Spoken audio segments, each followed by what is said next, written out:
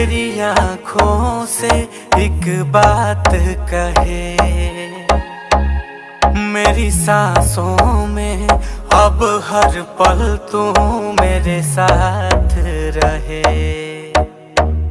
मुझ पे कर दे इतनी सी मेहरबानी, आजा दिल